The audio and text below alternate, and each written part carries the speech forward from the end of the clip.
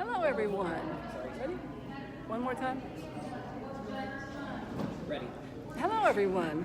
We're here with Michael Cook, who's a North and Northeast Texas wine and grape specialist. That's right. And stationed in Denton, Texas. That's right, Elaine.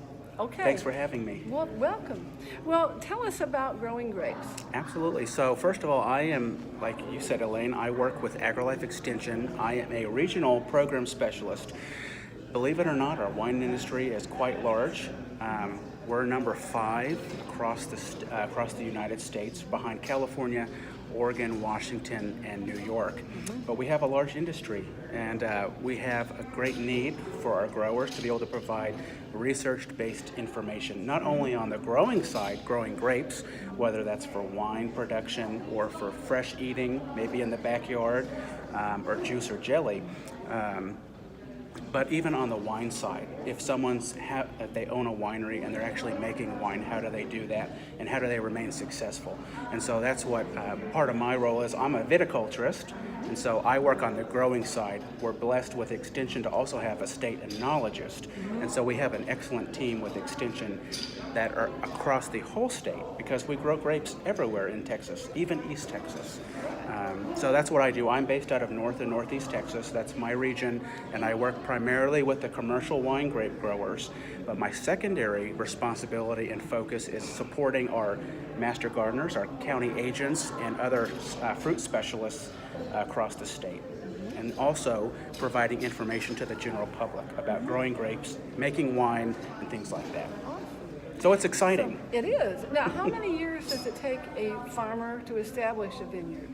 Typically, if you're going commercial and you're growing a common variety, whether it's a European grape that's very commonly grown in North Texas, the High Plains, and even the Hill Country, or you're growing a hybrid grape, which has some American parentage in its background, we are looking at planting grapes, of course, year 1 in the springtime, and the first year we grow a straight trunk and we have to remove the fruit. We want all the energy. As a master gardener, you know, we've got to get a good root system and good carbohydrate storage in the trunk and that permanent wood structure.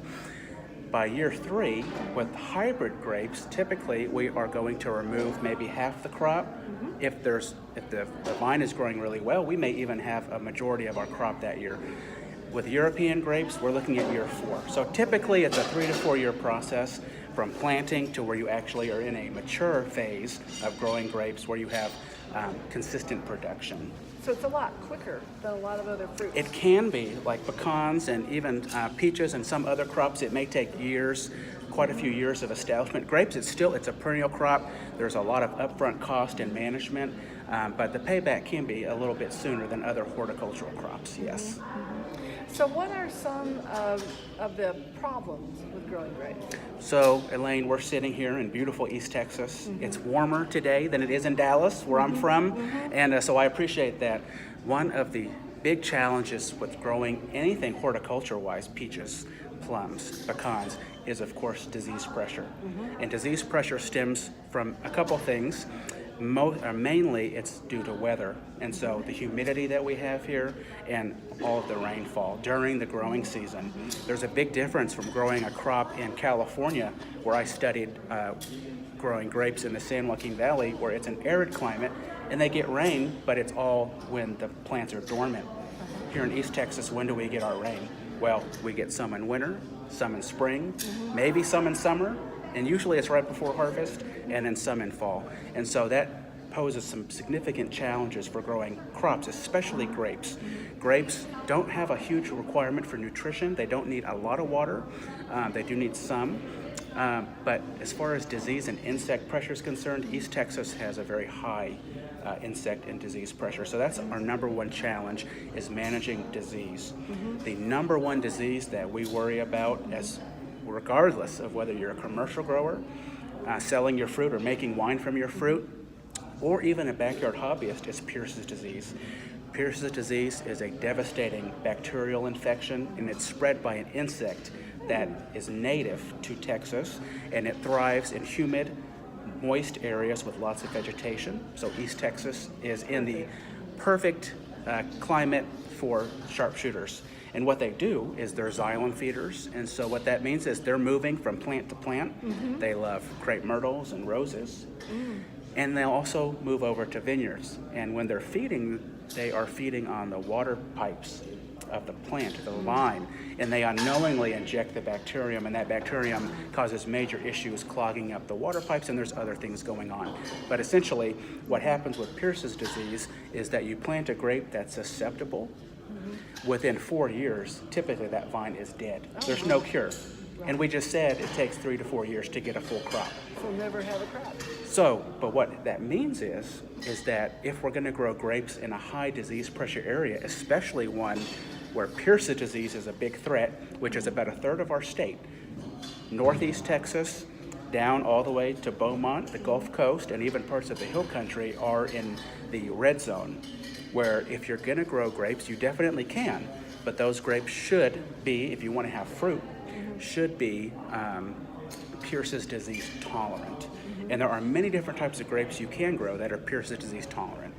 Unfortunately, all of the European wine grapes, if you go to the liquor store and you buy a bottle of French wine, those grapes that were grown to make that French wine are European. They're the grapes that are not native. They are not used to our soil, and they're not used to our weather. They may thrive, some of them, if their weather's close enough from Europe, but they are all Pierce's disease susceptible. And so there is some new technology coming out of California Davis, where there is a breeder that has bred a series of Pierce's disease tolerant European grapes. So we're really excited about that, especially on the commercial scale.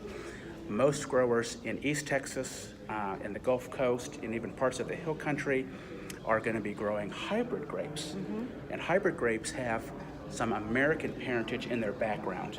Of course, those American grapes, Texas, were very unique because we have the largest repository of native grape species.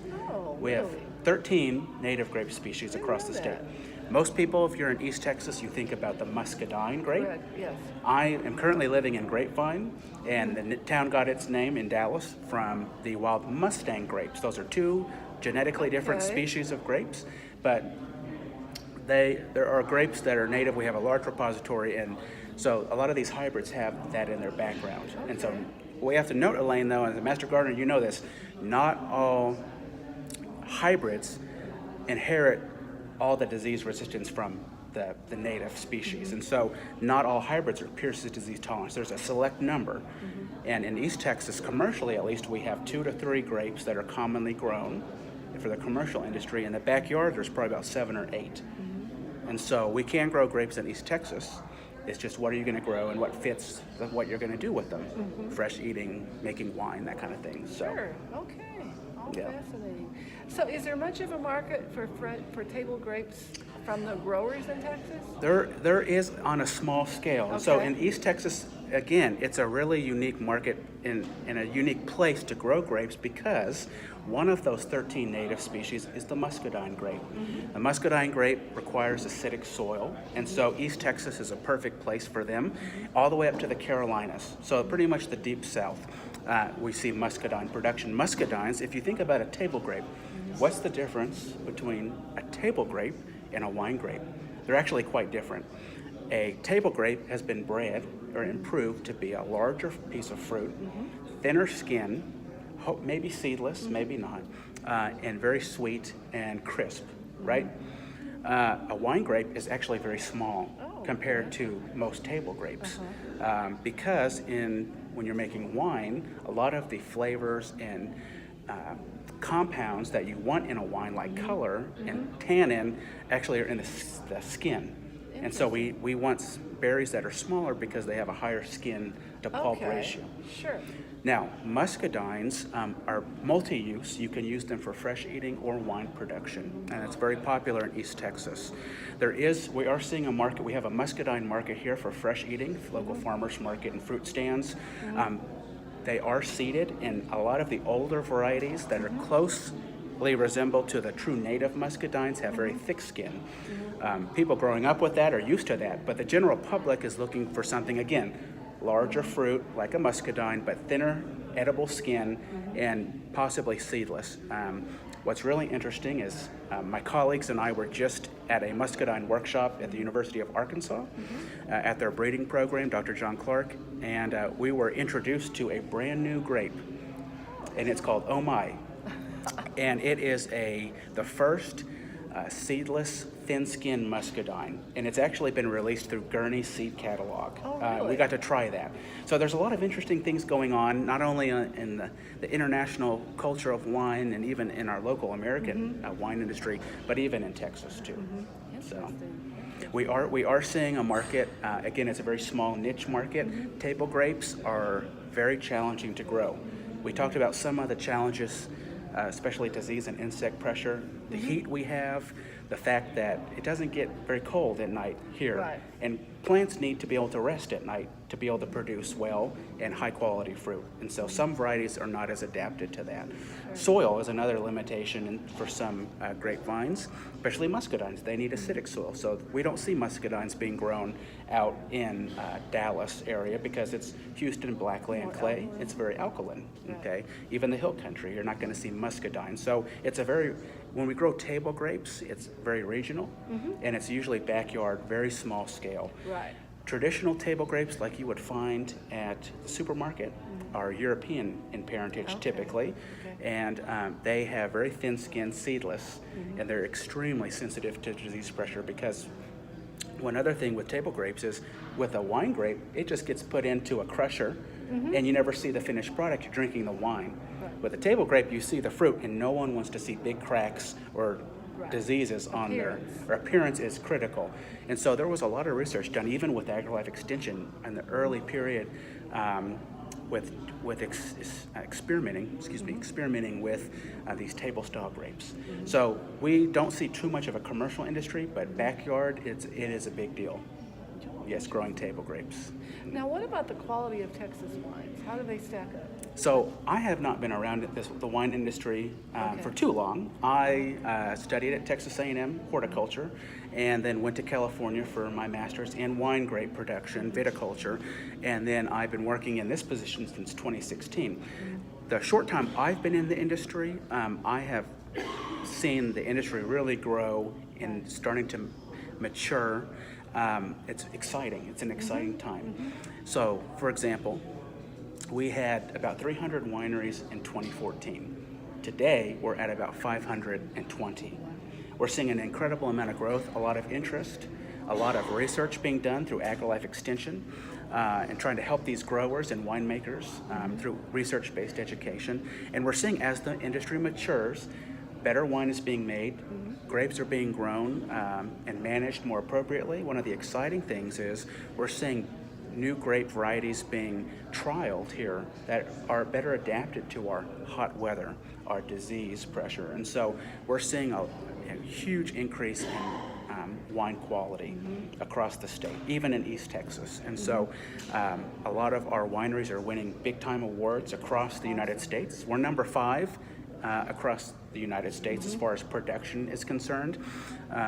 And interestingly enough, Elaine, Fredericksburg, which is not where most of our grapes are grown, but a large concentration of our wineries. We have wineries everywhere, but we have that road, Highway 290 has a lot of wineries on that strip.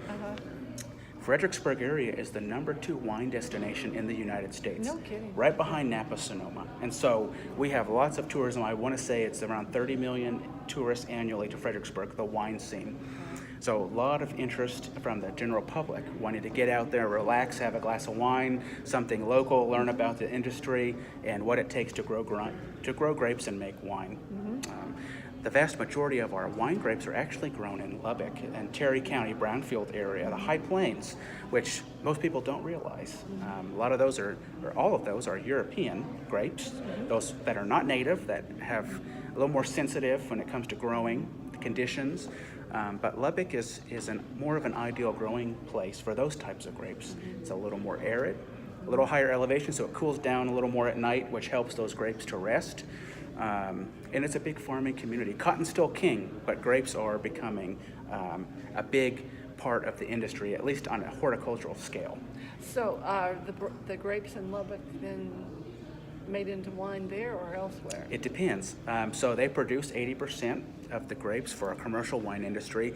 There are some big wine houses there, wineries, that produce fruit locally, but a lot of those grapes are actually shipped to Dallas, down to Houston, all over the state, and even in parts of Oklahoma and even Arkansas. And so we're seeing most of the fruit is staying local in Texas, but it is being shipped all across. Because just because you have a winery doesn't mean you're actually growing the fruit, right? That's correct. Yes. That's correct. Yes. Okay. Well, is there anything else you'd like to add? I would just say if anyone's interested in growing grapes, whether it's a backyard or a commercial scale, feel free to contact AgriLife Extension. We have someone in your region that can help you along the way. Okay. Well, thank you so much. Thank you, It was Elaine, for having me. Very interesting. Appreciate it. Okay. Good. Okay. Good. Thanks so much. You bet. Thank you. We're putting these together for shows, and we're not sure how we're going to